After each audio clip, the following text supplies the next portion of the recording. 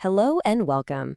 We've all been there. Those moments when anger or just pure frustration feels like this giant wave that's about to totally sweep you away. But what if you had a practical toolkit, a set of skills you could just pull out in those exact moments to stay grounded? Well, today we're going to build that toolkit, drawing from some really powerful evidence-based psychological strategies. Let's get right into it. So here's our plan. We're going to start by really understanding what's happening when anger takes over. Then we'll build our toolkit, piece by piece. We'll start with the absolute foundation, mindfulness, then move to grounding techniques for when you feel overwhelmed, and we'll even cover an emergency reset for those real moments of crisis. And finally, we'll look at the cool science behind it and why practice makes all the difference. All right, so first things first, what is actually going on in our minds when we feel that rush of intense emotion? Because before we can manage it, we kind of have to understand it, right? So there's this brilliant framework from dialectical behavior therapy, or DBT, that helps us out here. It talks about two key states. On one side, you have the hot or emotional mind. This is where emotions are running the show and we're way more likely to act impulsively. Then on the other side, there's the cool or logical mind. That's our planning, fact-based self. Now, the goal isn't to get rid of the emotional mind, not at all. It's to learn how to turn down the heat when it starts boiling over. So how do we actually start turning down that heat? Well, our first and honestly most fundamental tool is mindfulness. And this isn't just about relaxing. It's about creating a crucial pause, a little bit of space between a trigger and our reaction. At its core, mindfulness is really just paying attention to what's happening right now, on purpose.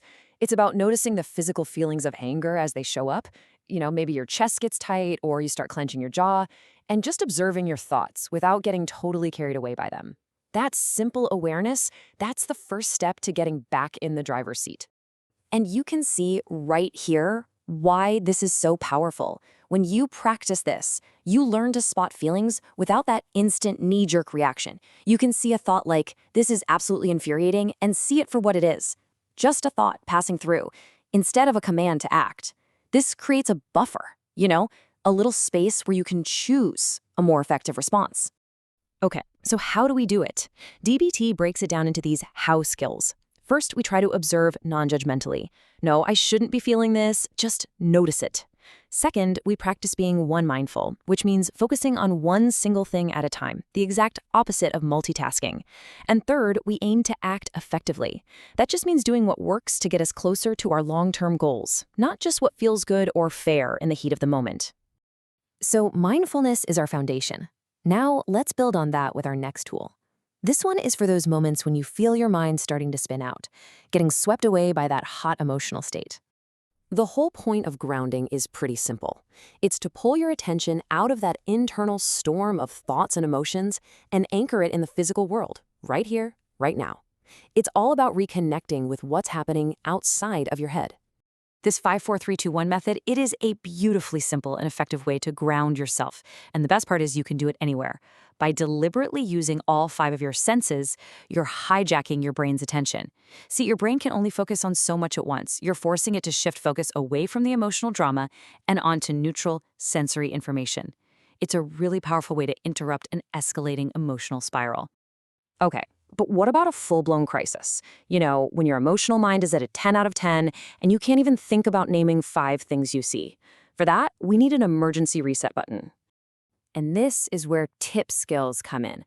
TIP is an acronym for a set of techniques that don't rely on changing your thoughts. They work by directly changing your body's chemistry. Think of it like a biological hack to de-escalate a crisis and to do it fast. So the acronym stands for temperature, intense exercise, paced breathing, and progressive muscle relaxation. Each of these is a seriously powerful skill, but today we're going to do a deep dive into the first one, temperature, because the science behind how fast it works is truly amazing. Let's zero in on that T for temperature. It's probably the fastest acting of all the TIP skills, and it works by tapping into a really deep-rooted survival mechanism that every single one of us has. I know it sounds almost too simple, but when you're in that state of extreme distress and you splash your face with cold water or hold an ice pack to your cheeks, something pretty profound happens in your body. So what's actually going on in there? The answer is something called the mammalian dive reflex. It's this incredible automatic response that all mammals, from seals and dolphins to you and me, are hardwired with. It's literally an evolutionary adaptation designed for survival. So here's what happens. When cold water hits the nerves on your face, especially around your eyes and nose, it sends an urgent signal straight to your brain.